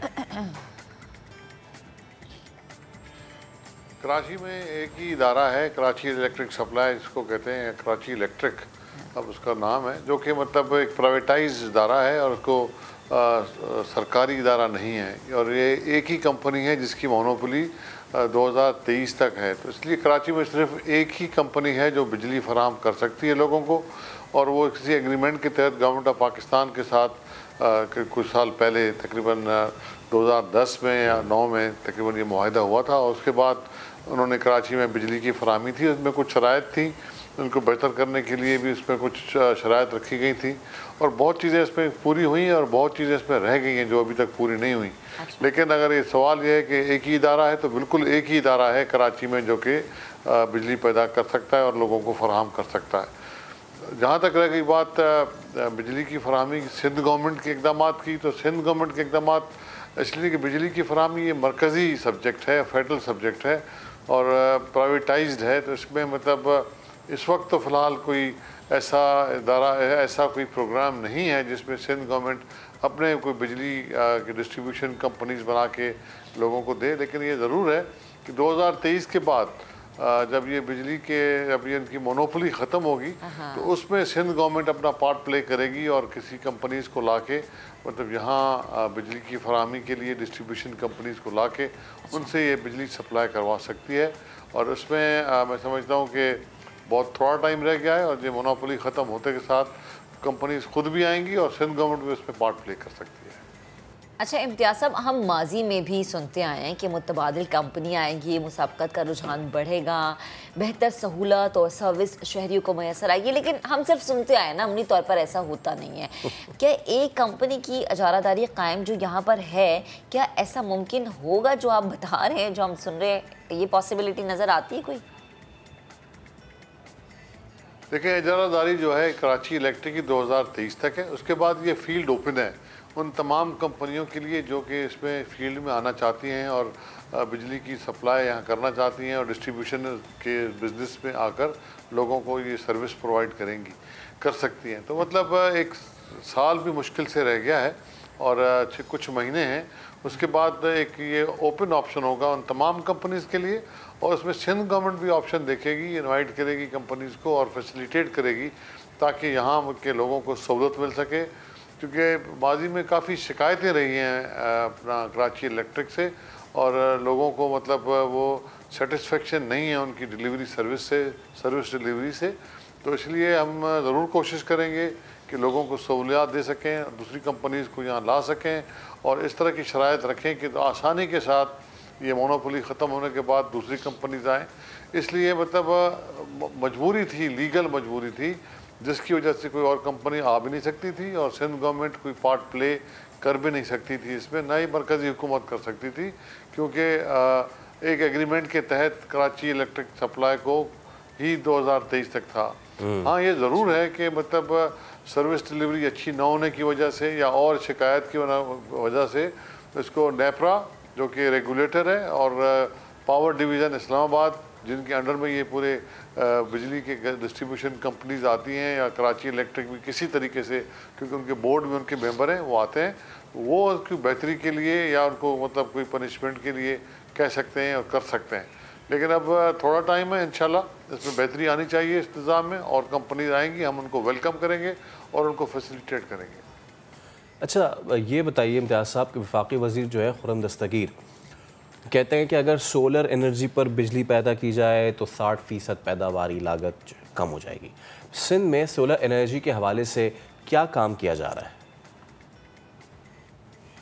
देखिए सिंध गवर्नमेंट जो है सोलर एनर्जी में सबसे पहले इक़दाम उठा चुकी है, यहाँ कंपनीज बना चुके हैं, यहाँ मतलब मुख्तलिफ MOUs मुख्तलिफ कंपनीज से हम बना चुके हैं, कर चुके हैं और बिज़नेस टू बिज़नेस एग्रीमेंट्स भी लोगों के साथ किए हैं, G2G एग्रीमेंट्स भी किए हैं। तो मैं समझता हूँ कि सिंध में बहुत से ऐसे प्रोजेक्ट्स चल रहे हैं जिससे ये सस्ती बिजली का मतलब फराहमी सोलर के ज़रिए और विंड के ज़रिए जो कि मतलब सिंध में ही है विंड कॉरिडोर जिसके तहत कई कारखाने बिजली के लग चुके हैं और लगने वाले हैं और सोलर में भी बहुत तेज़ी से काम हो रहा है और वर्ल्ड बैंक का प्रोजेक्ट भी इसी सिलसिले में काम कर रहा है जो कि सोलर पार्क्स जिसमें हैं और तकरीबन कोई 10 लाख के करीब घराने हैं जिनको बुनियादी जो सोलर की फैसिलिटी है वो देने का सब्सिडी पे प्रोग्राम है, वो जारी है वो प्रोग्राम। तो ये एक और गवर्नमेंट की तमाम बिल्डिंग्स पे सोलराइज करने का प्रोग्राम है जिस पे काम जारी है वर्ल्ड बैंक के प्रोजेक्ट के तहत। इसमें और मज़ीद तेज़ी आएगी और फेडरल गवर्नमेंट भी इसमें पॉलिसी बना रही है और जैसे ही वो पॉलिसी आएगी और इनको इंसेंटिव मिलेगा, कुछ टैक्सेस में कमी होगी और कुछ चीज़ें यहाँ बनना शुरू हुई जैसे सोलर प्लेट्स, तो मैं समझता हूँ कि बहुत बड़ा फ़र्क आएगा और इसका मुस्तकबिल का हल भी यही है बिजली का, क्योंकि यहाँ पेट्रोल डीजल जो जिससे बनती है RLNG इतना महंगा है डॉलर की ऊंची उड़ान की वजह से कि मतलब वो बहुत मुश्किल है उसका पूरा होना। तो ये मतलब आने वाले दिनों में जो है मतलब अल्टरनेट एनर्जी के जो मुतबादिल एनर्जी के सोर्सेज हैं वही इससे पूरा कर सकते हैं और मैं समझता हूँ उसके लिए सिंध पूरी तैयारी के साथ आगे जा रहा है। इसमें हमारी कंपनीज भी बनी हुई हैं जो कि डिस्ट्रीब्यूशन कंपनी के तौर पे आगे आएंगी और मतलब हमने काफ़ी मुआहदे भी किए हैं, ज़मीनें भी हम मुफ्त दे रहे हैं और सस्ती दे रहे हैं कंपनीज को ताकि वो यहाँ सोलर की एनर्जी यहाँ लगाएं और मतलब यहाँ लोगों को सहूलत दे सकें। और मैं समझता हूँ कि लोगों को घरों में सहूलत भी देने का प्रोग्राम जिस तरह वर्ल्ड बैंक का है उसको भी मज़ीद आगे बढ़ाएंगे और इंशाल्लाह सिंध अल्टरनेट एनर्जी के फील्ड में सबसे आगे रहेगा। ठीक है इम्तियाज साहब, बेहद शुक्रिया वक्त देने गुफ्तगू करने के लिए। अब ज़रा आगे बढ़ते हैं। डेंगू के डंक तेज़ हुए तो सबसे ज़रूरी और अहम जो दवा है वो है पैरासीटामोल, जो हमने देखा कि मेडिकल स्टोर से गायब हो गई है, ब्लैक में फ़रोख्त होने लगी। यानी कि वही बात हुई ना, जिस चीज़ की ज़रूरत मार्केट में होती है वो चीज़ ब्लैक में फ़रोख्त होना शुरू हो जाती है। कराची हो, रावलपिंडी हो, इस्लामाबाद हो, लाहौर हो, सिर्फ मैं कराची की बात नहीं करी, डेंगू के वार पूरे मुल्क में इस वक्त तेज़ हो चुके हैं। अब ये दवा क्यों नायाब हो गई है, इसका ज़िम्मेदार कौन है इसके पीछे जिसने कहा है कि भैया आप ये दवाइयाँ रोक लें, हम आपके साथ खड़े हैं। ज़रा मुदस्सिर नज़ीर की रिपोर्ट आपको दिखाते हैं, देन इस पर डिस्कशन करते हैं। कराची समेत सिंध भर में मॉनसून का सीजन तवील होने से डेंगू के केसेस बढ़ते जा रहे हैं, लेकिन इस बीमारी के इलाज को भी मुनाफाखोरों ने अपनी कमाई का जरिया बना लिया है। पैरासीटामोल और दीगर दवाओं की किल्लत पैदा करके इसे ब्लैक में मुंह मांगे दामों में फरोख्त किया जा रहा है, जिसके खिलाफ महकमा सेहत ने कार्रवाई करते हुए कच्ची मार्केट से पैरासीटामोल की जखीरा की गई 2.5 लाख गोलियां बरामद कर ली हैं। हमने एक्शन किया है, कुछ रिकवरी की है। ये कुछ छोटे मोटे जो मुनाफाखोर हैं उनकी वजह से ये चीज़ें स्टॉक हो रही हैं और इंशाल्लाह हम इसको कर्ब कर देंगे, ख़त्म कर देंगे। महकमा सेहत की ये कार्रवाई आटे में नमक के बराबर है, क्योंकि शहरियों को डेंगू बुखार में तजवीज़ की जाने वाली तमाम दवाएं मुंह मांगे दामों में खरीदना पड़ रही हैं। तमाम फीवर में जो सबसे ज़्यादा कॉमन यूज मेडिसिन है वो पैनाडोल है और पैनाडोल मार्केट में नहीं है। ब्लैक में मिल रहा है, 80 रुपए का एक पत्ता दिया उसने हमें पैनाडोल का, जो मैक्सिमम 15 से 16 रुपए का मिलता था। तमाम बुखार उतारने वाली अद्वियात मार्केट में शॉर्ट है। बुखार की महंगी दवाई फरोख्त करने वाले इसका जिम्मेदार थोक फरोशों की जखीरा अंदोजी को समझते हैं। अब ये बताएं मुझे कि कौन से तुक में 845 का डब्बा है यार, हम मोहल्ले में बेचते हैं तो लोग झगड़े कर रहे हैं हमसे कि यार ये कितना महंगा क्यों बेच रहे हो तुम लोग। होलसेल मार्केट के दुकानदार का दावा है कि डॉलर के रेट बढ़ने से दवाई महंगी हो रही है। इसका आप एवरेज निकालेंगे तो पैनाडोल ऑलरेडी 550 रुपए की दुकानदार को पड़ती है और तकरीबन 1.5 से 2 महीने हो गए कंपनी के पास स्टॉक नहीं है। कंपनी को स्टॉक लिखवाते हैं, वो बोलते हैं हमारे पास स्टॉक है नहीं, हम आगे से बना नहीं रहे। डेंगू को लगाम डालने वाली दवाओं की किल्लत खत्म करने के लिए महकमा सेहत की जानिब से बरवक्त इक़दाम नहीं उठाए जा रहे, जिसकी वजह से न सिर्फ कराची बल्कि सैलाबज़दा इलाकों में मुतासरीन की जिंदगी भी दाव पर लग गई है। कैमरामैन अली मुशर्रफ के साथ मुदस्सिर नज़ीर, समा, कराची। इस पे हम बात करते हैं। हमारे साथ मोहम्मद मंसूर दिलावर साहब, chairman Pakistan pharmaceutical manufacturing association मौजूद हैं। सर अस्सलाम वालेकुम, बहुत शुक्रिया आप गुफ्तगू कर रहे हैं। ये असल क्या इसके पीछे रीज़न है कि जब भी कोई इस तरह की सूरत हाल आती है, अभी कोरोना में कोविड अभी ज़्यादा दूर नहीं गया, हमने देखा कि किस तरीके से मास्क पे ये सारा हुआ था काम, तो अब दोबारा से हम ये देख रहे हैं, इस पे कोई एक्शन वगैरह लिया जाएगा? जी बहुत शुक्रिया। देखिए अभी आप डिफरेंट शॉप पे भी गए, केमिस्ट के पास भी गए, उन्होंने शॉर्टेज की बात की। इस शॉर्टेज के पीछे एक हिस्ट्री है और हिस्ट्री खासकर जो पैरासीटामोल की मेडिसिन जो बुखार की है, इसमें इशू ये बन रहा है कि अभी तक जो सूरत हाल है वो ये है कि लास्ट मंथ समरी गई थी कैबिनेट में, ड्रैफ्ट में हमसे डिस्कस करके उस पैरासीटामोल की प्राइस ₹1.70 से ₹2.67 अप्रूव कर दी। सिर्फ समझे कि 70-80 पैसे का फर्क है। ठीक है। और उसमें कैबिनेट ने लास्ट मंथ उसको रिजेक्ट कर दिया। अच्छा, वो समरी दोबारा 2 दिन पहले गई कैबिनेट में और इस वक्त बता दिया गया कि क्योंकि ये मेडिसिन की कॉस्ट बढ़ गई है और इसका बैकग्राउंड ये है कि आज से 6-8 महीने पहले, साल पहले पैरासीटामोल का जो रॉ मटेरियल था वो 600 रुपये पर केजी था। आज वही 2400 रुपये पर केजी है। उसके पीछे ज़ाहिर डॉलर बढ़ा और बहुत सारे इफेक्ट हैं जो हम पहले भी डिस्कस कर चुके हैं। तो 4 टाइम रॉ मटेरियल जब बढ़ गया तो दवा बनाने वाले जितने भी हमारे जो पैरासीटामोल बनाने वाली कंपनीज हैं उनसे सबसे डिस्कशन हुई। उन्होंने ये बताया कि हर टेबलेट के पीछे अगर हम उस प्राइस पे जब देखें 170 पैसे हमें प्राइस मिली है, तो 15% हम डिस्काउंट देते हैं, केमिस्ट का 10% हम डिस्ट्रीब्यूटर को डिस्काउंट देते हैं और 1 रुपये 30 पैसे में मार्केट करते हैं और हमारी अपनी कॉस्ट जो है वो 2 रुपये 30 पैसे में चली गई है। तो इसका मतलब हर टेबलेट के पीछे 1 रुपया लॉस हो रहा है। अच्छा, यहाँ तक था पीछे सिलसिला कि जो मेन कंपनी है जिसका ब्रांड है, जिसका भी आप नाम ले रहे थे, वो मल्टीनेशनल कंपनी है, उनको पीछे से ऑर्डर था कि आप बनाते रहें। लेकिन एक स्टेज पे लास्ट मंथ जब उनके सीए से मेरी बात हुई तो उन्होंने कहा हमें पीछे से ऑर्डर आया कि आप प्रोडक्शन बंद कर दें, क्योंकि हम 45 करोड़ टेबलेट पर मंथ बनाते हैं तो 1 रुपये के हिसाब से 45 करोड़ रुपये पर मंथ हमारा लॉस हो रहा है, जिसकी वजह से अब फर्दर हम इसको नहीं बना सकेंगे। तो लास्ट मंथ से बेसिक जो 80% 85% शेयर है वो पैनाडॉल का है, पैरासीटामोल में। लास्ट मंथ से जब वो बननी बंद हो गई तो दूसरी कंपनी पहले पैरासीटामोल बहुत कम बना रही थी और लॉस की वजह से वो भी नहीं बना पा रही थी, जिसकी वजह से ये हुआ कि वो बनानी जब बंद हुई तो मार्केट में जो थोड़ा बहुत पिछला स्टॉक है वो तो अवेलेबल है, फर्दर ये स्टॉक नहीं आएगा। और जिस तरह आपने फरमाया कि डेंगू इस वक्त अरूज पे है, इसकी बुखार शराब की वजह से बहुत ज़्यादा है, मलेरिया अरूज पे है। अच्छा, डेंगू में ज़्यादा प्राइस भी पैरासीटामोल है, ये आपको पता होगा। डॉक्टर जो है वो किसी सूरत में भी वो दूसरी मेडिसिन एंटीबायोटिक डेंगू में नहीं देता, तो सिर्फ बुखार कंट्रोल करने के लिए वो कहता है पैरासीटामोल कंट्रोल करो। तो अभी हम रिक्वेस्ट की, हमने सेक्रेटरी हेल्थ से भी मुलाकात की, वो भी कन्विंस है कि प्राइस बढ़ जानी चाहिए। हमारे हेल्थ मिनिस्टर हैं वो भी कन्विंस है कि प्राइस बढ़ जानी चाहिए, लेकिन कैबिनेट से ये 2 दफ़ा रिजेक्ट हो चुकी है, जिसकी वजह से ये इशू बना हुआ है, जिसकी वजह से ये शॉर्टेज है। तो शॉर्टेज इस वजह से नहीं कि कोई जखीरा कर रहे हैं, शॉर्टेज इस वजह से कि पीछे से बननी बंद हो गई है। ओके, अच्छा, ये मंसूर साहब मैं आपको बताऊं, हमने ये इशू भी अपने शो में उठाया है, ठीक है, ये जो आप कह रहे हैं ना, और ये आज से महीना पहले 2 महीने पहले की ये बात है, जिस वक्त आप लोगों ने ज़रूर कैबिनेट को भी बताया था कि ऐसा होने जा रहा है, अखबारों में भी ये चीज़ छपी थी, ये बात अपनी जगह बिल्कुल ठीक है।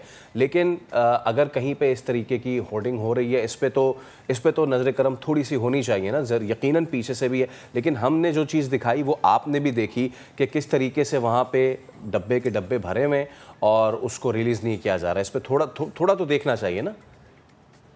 देखिए, ये जो स्टॉकिस्ट है उसके बारे में तो मैं कोई राय नहीं दे सकता, लेकिन मैंने कहा ना जब बनी नहीं रहा पीछे। लेकिन जहाँ तक बात है कि आप ये देखें कि 70 पैसे अगर बढ़ा दी जाती प्राइस या 80 पैसे बढ़ा दी जाती तो अब या तो ये इम्पोर्ट होके आएगी या स्मगल होके आएगी, वो 5 टाइम 10 टाइम बिकेगी। अभी तो थोड़ी बहुत मार्केट में मौजूद है, लेकिन हम यही गुजारिश करेंगे आपके प्रोसेस से कि कम अज़ कम, मैं इस वक्त आपको बता दूँ कि 100 के करीब ऐसी प्रोडक्ट है जो लो प्राइस की है, जिनकी बहुत कम प्राइस मिली हुई है कंपनीज को। डॉलर बढ़ने की वजह से, पेट्रोल बढ़ने की वजह से, इंटरनेशनली फ्रेट बढ़ने की वजह से, इंटरनेशनली रॉ मटेरियल की प्राइस भी बढ़ने की वजह से वो प्रोडक्ट इस वक्त वाइबल नहीं रही। इसमें एंटी टीबी मेडिसिन भी है, जिसमें ब्लड प्रेशर की मेडिसिन भी है, जिसमें आप देख लें इन दिनों ज़्यादातर आपका डायरिया का प्रॉब्लम है, डायरिया की मेडिसिन है, इसी तरह टीबी की मेडिसिन है। ये वो मेडिसिन है जो जिनकी मार्केट में, क्योंकि बजाय क्योंकि डेंगू इस वक्त बुखार का बहुत ज़्यादा है तो पैरासीटामोल का इशू बना हुआ है। हमने रिक्वेस्ट ये की थी गवर्नमेंट को कि हमें क्रॉस द बोर्ड आप कम से कम इतनी प्राइस छूट दे दें कि हम कहते हैं कि हमें प्रॉफिट न दें, लेकिन जो हमारी कॉस्ट पड़ती है उन प्रोडक्ट की उतनी प्राइस छूट दे दें। मंसूर साहब, कता कलामी की माजरत, वैसे मुझे बड़े अफसोस के साथ ही कहना पड़ रहा है कि आपकी रिक्वेस्ट भी उसी टाइम पे गई जिस टाइम पे डेंगू ने बहुत ज़्यादा सर उठाया हुआ है और जिस टाइम पे लोगों के मरने की तादाद में इजाफा होता जा रहा है। अफसोसनाक सूरत हाल है, क्योंकि हर कोई सिर्फ अपना मफाद देख रहा है। आप लोग अपना देख रहे हैं और जो आप कह रहे हैं कि गवर्नमेंट की तरफ से अभी तक हमें कोई जवाब नहीं आया या वो मंजूर नहीं हुई या हमने भेजा और उस पर जवाब नहीं आया, पिस आवाम रही है। आप मुझे ज़रा शॉर्टली ये बताइएगा कि इसका सल्यूशन क्या है? आवाम इसी तरह से मरती रहेगी, दुकान पे जाती रहेगी, पैरासीटामोल नहीं मिलेगी, जबकि डब्बे पीछे पड़े हुए हैं, भरे हुए नज़र आ रहे हैं, लेकिन वो ये कहते हैं जी दवाई पीछे से नहीं आ रही। तो इसका हल क्या लगता है बहैसियत, अगर आप इस चीज़ से हटके कि आप चेयरमैन पाकिस्तान फार्मास्यूटिकल हैं, इस चीज़ से हटके अगर मैं पूछूँ तो आपको क्या लगता है इसका हल क्या है? उसमें वजाहत करती थी कि हमें प्राइस के लिए या हमारा जो गवर्नमेंट से बात चल रही है या ट्रैप से बात चल रही है, वो अभी हमने डेंगू के पोजीशन में नहीं बात की। ये लास्ट ईयर अगस्त में हमारी समझी गई थी कैबिनेट में अप्रूव होने के लिए, क्योंकि ये प्राइस जैसे ही बढ़ी थी तो हमने बात कर ली थी गवर्नमेंट से कि ये हमारी प्राइस बढ़ गई है। और इसका मकसद ये है कि लास्ट ईयर अगस्त से लेके 1 साल और 2 माह हो गए जो हमारी प्राइस इंक्रीज हुई है, फास्ट इंक्रीज हो गई है। तो अभी हमने प्राइस की बात नहीं की थी और ना ही हम मंसूर साहब, वो आप कह रहे हैं लास्ट ईयर अगस्त में आपने बात की और ये अगस्त गुजर चुका, यानी 1 साल होगी। शॉर्टेज का सामना तो भी करना पड़ रहा है जब ज्यादा जरूरत है। ये पूरा 1 साल में कहीं शॉर्टेज हमें पैरासीटामोल की नजर नहीं आई। शॉर्टेज पैरासीटामोल अब है क्योंकि अब ज्यादा जरूरत है। अच्छा, गालबन आप रिकॉल करें तो ये 4-6 माह पहले भी यही प्रॉब्लम आई थी और अभी दोबारा प्रॉब्लम आई है, लेकिन उससे उस वक्त बन रही थी पैराडाल, उस वक्त पैराडाल बन गई थी, उस वक्त कुछ काकिस थे जिन्होंने गड़बड़ की थी। इस वक्त मैंने आपको खुद कहा है कि इस वक्त पैरासीटामोल जो मेन कंपनी बनाने वाली है उसको पीछे से ऑर्डर आया है कि आप बनाना बंद कर दे। उसके सीईओ ने मुझे खुद बताया और वो नहीं बना पा रहे, जो मेजर 80% शेयर है। जहाँ तक बात है इस वक्त देखें, सबसे पहले तो इस इंडस्ट्री का हमेशा कंट्रीब्यूशन रहा है शराब में। अभी भी हमने करोड़ों रुपए की मेडिसिन एहतियात की है थ्रू प्राइम मिनिस्टर भी, थ्रू मिनिस्टर हमारे, और हम अपने अपने कैंप भी लगा रहे हैं मुख्तलिफ जगहों पे। ये इंडस्ट्री हमेशा आगे बढ़ के आई है, चाहे जलजला आया इस मुल्क में, चाहे सैलाब आया, करोड़ों रुपए की हमने इमदाद की। ऐसी बात नहीं है कि ये इंडस्ट्री सिर्फ प्रॉफिट की बात कर रही है, लेकिन आप ये देखिए कि जिस इंडस्ट्री को कोई भी दुनिया का कारोबार अगर वाइबल ना हो, लास्ट पे चले तो अल्टीमेटली वो बंद हो जाता है। राइट ऑन, ठीक है मंसूर साहब, आपकी बात आई और यकीनन इसमें देखने की है कि साल भर से ये काबीना में भी ये मामला जा रहा है, लेकिन प्राइसेस नहीं बढ़ाई गई। जब प्राइसेस नहीं बढ़ाई गई तो पीछे से प्रेशर आया कि अब हम दवाएं नहीं बनाएंगे। एक जानिब प्राइसेस नहीं बढ़ाई गई, दूसरी जानिब दवाएं ना बनाने का भी कहा जा रहा है। इस सब के बीच में कौन पिस रहा है?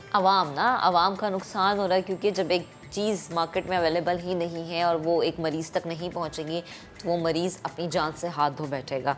तो आई थिंक जो दरमियान में लोग हैं जिन्होंने प्राइस बढ़ाने हैं, जिन्होंने डिसाइड करना और जिन्होंने बनाना है, एटलीस्ट वो ये सोचें कि इसमें अवाम पिस रही है और इस तरीके से कि जान से जा रही है। अभी लेंगे एक ब्रेक के बाद दोबारा हाजिर होंगे, साथ रहिएगा।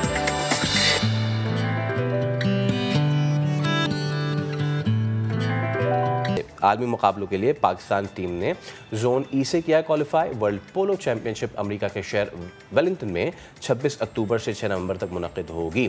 तो पाकिस्तान पोलो टीम की क़यादत हमजा माउस करेंगे और हमारे साथ मौजूद भी होंगे हमजा माउस। उनसे हम बात भी करेंगे और जानेंगे कि ये फैसल कितना ज़रूरी है, क्योंकि हमेशा हमें एक ही चीज़ सुनने के लिए मिलती है कि जी ज़्यादातर फोकस जो है पाकिस्तान में स्पोर्ट्स पे, क्रिकेट पे रहता है।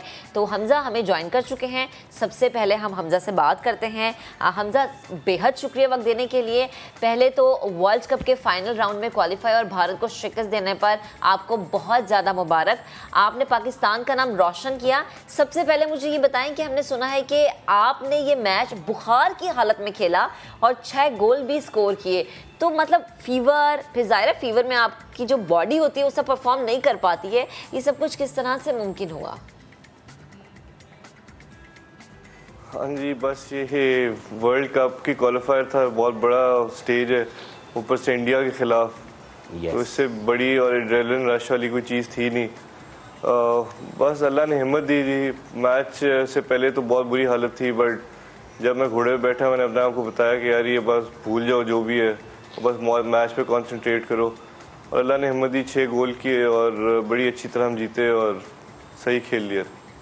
अच्छा, पहले तो माजरत, मैंने आपका नाम गलत लिया, माविस, हमजा माविस। ये मुझे बताइए कि पाकिस्तान कितने सालों बाद भारत से जो है वो मुकाबला जीतने में कामयाब हुआ है? प्रेशर कितना था? पिछले जो मुझे याद पड़ता है जी, ये हर 4 साल बाद होता है वर्ल्ड कप। राइट। तो पिछली दफ़ा तो मुझे बहुत अच्छी तरह याद है, हम फाइनल राउंड में ही क्वालिफायर के हारे थे। मैं नहीं था उस टाइम पे टीम में, ईरान में हुआ था, हम उनसे हारे थे। और पिछले 2 दफ़ा तो हमने क्वालिफाई नहीं किया। ये 8-10 साल हो गए, उसके बाद हमने क्वालिफाई किया और इंडिया को हराया। ओके, अच्छा हमजा, पोलो वर्ल्ड चैंपियनशिप क्वालिफाइंग राउंड में जोन्स को किस तरह से डिवाइड किया जाता है? क्योंकि जैसे हम सुन भी रहे हैं ना कि पाकिस्तान ने जोन ई से क्वालिफाई किया है, तो मैं चाहूँगी हमारी आसानी के लिए, नाज़रीन की आसानी के लिए समझाइएगा कि जोन ई बेसिकली है क्या? ये जी जो क्वालिफायर राउंड्स होते हैं वो zone A, B, C, D, E होते हैं। जिस तरह हमारा जोन E है वो है अफ्रीका, उसके अंदर कुछ कंट्रीज आती हैं। फिर जोन A के अंदर कुछ कंट्रीज यूरोप है, इस तरह आगे पीछे होते हैं। और उन सारे कंट्रीज तकसीम हुई भी होती हैं उनकी जिधर से भी वो बिलोंग करती हैं। अच्छा, अब सिचुएशन ये है कि पाकिस्तान टीम अक्टूबर में अमेरिका के शहर जा रही है वेलिंगटन। वहाँ और कौन कौन सी टीम्स हैं जिनसे मुकाबला होगा आपका और कैसी प्रेपरेशन है आपकी? जी वेलिंगटन बहुत बड़ा एक स्टेज है जिधर दुनिया की सिर्फ 8 ही बेस्ट टीमें आई हुई होंगी। बहुत बड़ा अचीवमेंट है कि हम ये इतने 8-10 साल बाद क्वालिफाई किए इस टूर्नामेंट लिए। पहले भी हमने बड़ी मेहनत की है। हम सरगोदा में महीना 1.5 कैंप हमारा था, उसके अंदर हम सारी टीम सुबह दोपहर शाम बस यही ट्रेनिंग कर रही थी, सारा कुछ कर रही थी। अब भी हमारे पास 26 अक्टूबर को हमने जाना है, तब तक हमारे पास टाइम है। अब तो हमारे टूर्नामेंट्स भी जो लोकल हैं शुरू हो गए हैं। पहले हमारे गर्मियों में लोकल टूर्नामेंट्स नहीं थे, तो सिर्फ हम अपनी तौर से तैयारी कर रहे थे। ओके अच्छा हमजा, लास्ट में मुझे बताएं कि क्या इससे पहले पाकिस्तान ने पोलो वर्ल्ड चैंपियनशिप के लिए क्वालिफाई किया और कौन से राउंड तक पहुंची है? जी पहले जिस तरह मैंने आपको बताया 8-10 साल पहले किया था क्वालिफाई और आई थिंक लीग ग्रुप में ही निकल गए थे अनफॉर्चुनेटली, मगर हमने पहले भी क्वालिफाई किया हुआ है और हमारी टीम अच्छी है। Pakistan is good polo country. चलिए Hamza, best of luck Florida के लिए, वेलिंगटन के लिए, और उम्मीद करते हैं कि जिस तरह आपने क्वालिफाई किया उसी तरह वहाँ भी जाके दुनिया की अच्छी टीमों से भिड़ेंगे और इंशाल्लाह जी कब जीत के लाएंगे, कब जीत के लाएंगे इंशाल्लाह। फिर हम आपको दोबारा बुलाएंगे हमजा अपने प्रोग्राम में। अभी एक ब्रेक लेते हैं, ब्रेक के बाद दोबारा हाजिर होंगे, साथ रहिएगा।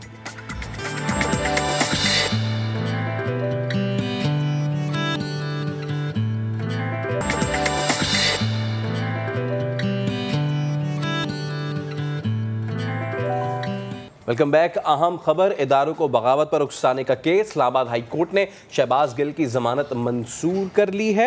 अदालत का 5 लाख रुपए मुचलकों के एवज शहबाज गिल को रिहा करने का हुक्म। अहम खबर आपको दे रहे हैं कि शहबाज गिल की जमानत मंजूर हो गई है। इस्लामाबाद हाई कोर्ट ने शहबाज गिल की जमानत मंजूर कर ली है। याद रहे कि इदारों को बगावत पर उकसाने का केस उन पर चल रहा था और अब फाइनली उनकी जो जमानत है वो मंजूर कर ली गई है। अदालत का 5 लाख रुपए मुचलकों के एवज शहबाज गिल को रिहा करने का हुक्म। इसी पर बात करेंगे अपने नुमाइंदे सुहेल रशीद ने हमें ज्वाइन किया है। सुहेल बताएगा अदालती कार्रवाई से मुताल्लिक। तो देखें, आज यहाँ पेशरफ सामने आई है। अब शहबाज गिल को रिहा करने के अहकाम जारी कर दिए गए हैं। इस्लामाबाद हाईकोर्ट की जानिब से 5 लाख रुपए मुचलकों के एवज चीफ जस्टिस अतर मिनल्ला ने उनकी जमानत मंजूर कर ली है। स्पेशल प्रोसिक्यूटर जो पेश हुए थे पुलिस की जानिब से केस का दिफा करने के लिए, उनसे अदालत ने मुख्तरम सवाल किया था कि सिर्फ ट्रायल कोर्ट ने एक सेक्शन छोड़ी है इस सारे केस में, 131 जिसके तहत वो कैद हैं, उसमें ये लाजिम है बताना आपको कि क्या तफ्तीश में कोई चीज सामने आई कि शहबाज गिल ने आर्म फोर्सेज में से किसी को राब्ता करके बगावत पर उकसाया हो। इस पर एतराफ किया स्पेशल प्रोसिक्यूटर ने कि ऐसी कोई चीज सामने नहीं आई। जिसके बाद अदालत ने ये पूछा कि आप बताएं कि फिर शहबाज गिल को जमानत के हक से महरूम किस बुनियाद पर रखा जाए। उनको रिहा करने के अहकाम जारी कर दिए गए हैं। इस समाज के बाद इसके पहले चीफ जस्टिस ने ये रिमार्क भी दिए कि इसमें कोई शक नहीं कि शहबाज गिल का बयान जो है वो इंतहाई लापरवाही पर मुबनी था और ऐसा बयान है जिसको जस्टिफाई नहीं किया जा सकता और एक सियासी जमात के तर्जुमान की जानिब से इस तरह का बयान किसी तौर पर भी मुनासिब नहीं था। ताहम आर्म फोर्सेज इतनी कमजोर नहीं है कि वो किसी ऐसे लापरवाह शख्स के लापरवाह बयान से मुतासिर हूँ। अब उनकी जो जमानत है उसे मंजूर कर लिया गया। बेहद शुक्रिया सुहेल, आप हमें अपडेट कर रहे थे। अब आपको बताएं कि साबिक आईसीसी एम्पायर असद रऊफ लाहौर में इंतकाल कर गए। असद रऊफ को दिल का दौरा पड़ा जो जानलेवा साबित हुआ। नमाज जनाजा दोपहर 2 बजे अदा की जाएगी। असद रऊफ आईसीसी के टॉप अंपायर रहे और कुछ अरसे कबल हमारे प्रोग्राम नया दिन के मेहमान भी बने थे।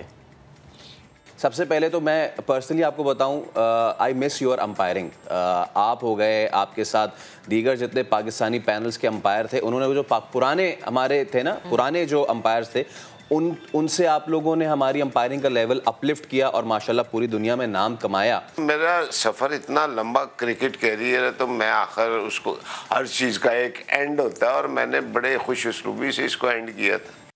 चलें जी, आज के प्रोग्राम से अब तक के लिए इतना ही। अब आपसे मुलाकात करेंगे कल। अपना बहुत सा ख्याल रखिएगा। इजाज़त दें, अल्लाह हाफ़िज़।